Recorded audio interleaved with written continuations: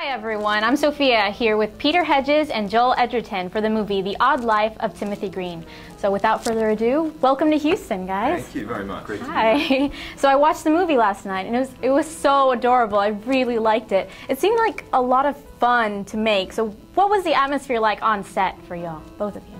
How was it for you?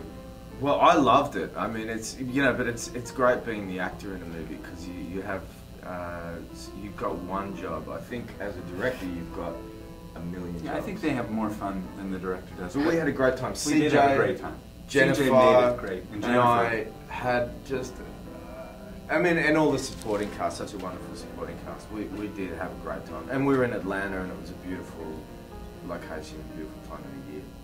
Great. No, you were mentioning Jennifer and CJ. I really loved the chemistry between the family, especially Jim, your character, and Cindy.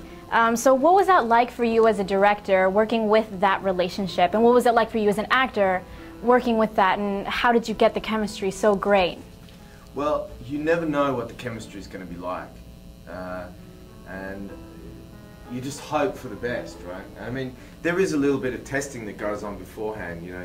We called it a chemistry read. Jennifer was in the film. He brought in a few actors, Joel being the last. They read together. Within 5 seconds of them reading together, everything I hoped was proven to be true. I remember the studio executive was behind me. She said, "It's over, it's done." You know, we just knew. They were great together. And it's one of the things I'm most proud of in the film is that dynamic, to see a couple who've been through so much, who deeply love each other, but are getting pushed and pulled in ways that are, hard and unthinkable. Yeah, it really was a great family. And going along with that family type of theme, Peter, what attracted you to write the screenplay for this story and ultimately direct it? Well, for me, getting to write about family, it's in my sweet spot. It's the place I like to be and where I like to go. But Amit's idea had a magical component that I'd never had in a story, and I thought that would be fantastic. And the movies that I think people go back to over and over again, often E.T., Wizard of Oz, It's a Wonderful Life, films like that have a magical element to them, because movies should, at their best, enchant us. They should elevate life and take us to a new place. And I felt like the world's really having a hard time, and maybe in our own way we could help lighten the load a bit and put something really human and heartfelt and beautiful in the world. Oh, what about you, Joel? What about the screenplay made you say, yes, I want to be a part of it? That was so beautiful what you just said. No, you had to go. You had to cut it with a joke, and I appreciate it. Because it was so earnest. I'm always very drawn to a story and a character, and it's never anything that I can predict. I mean, in terms of, I always want to kind of do anything different and wild and varied, and the story was so different to anything I've been involved in. I never recall being drawn to such a kind of soft and warm and story full of love that just said that life is good and worth being a good person within life, and an optimistic story. But I was so drawn to it, and the money. And the money was good, so I took it. Sorry, yeah, that was such a good answer. Thank you. I had the button. It was a little joke. We've never been so fun. I'm sorry. And what do you have to say about the fact that you made my mom cry? Sorry. I hate making moms cry.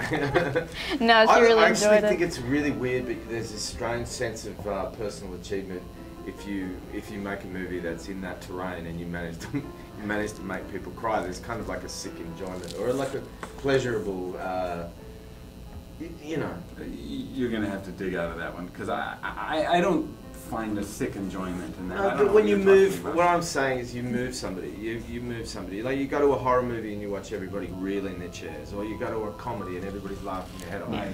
But if you can move people in an emotional way, and I call it the happy cry movie. You know, you go to a movie that makes you happy while you're making a person cry.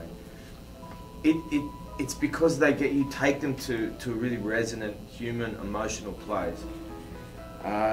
And then you give them a sense of hope, and through that sadness or more of a melancholy, it gives you something, or it holds a mirror up to something in your life. And I think that's very special if you can achieve that. That's what It's a Wonderful Life does. That's what E.T. did to me. And I find it so hard to be objective in movies that I'm in. And I watched the first cut of this movie and I got quite taken away by it. And that was a sign that this guy did a good job, which I never thought he would. Again, I did it. Well, I really wish I could ask you a million more questions. I had a lot more questions, but unfortunately we're running out of time. I do have a script for you to read, though. This is for the both of you. If you could look into the camera and say this. Peter, you're going to say that. What is Go Cougs? That's the school. At the University of Houston, where the Cougars are the mascot. Oh, really? Yeah. Okay. Ready? That camera. Yeah, it's a shot. You're watching SVN. Go Cougs. Thank you. We'll go again. Take two. You're watching SVN. Go Cougs. Thanks for watching. Okay.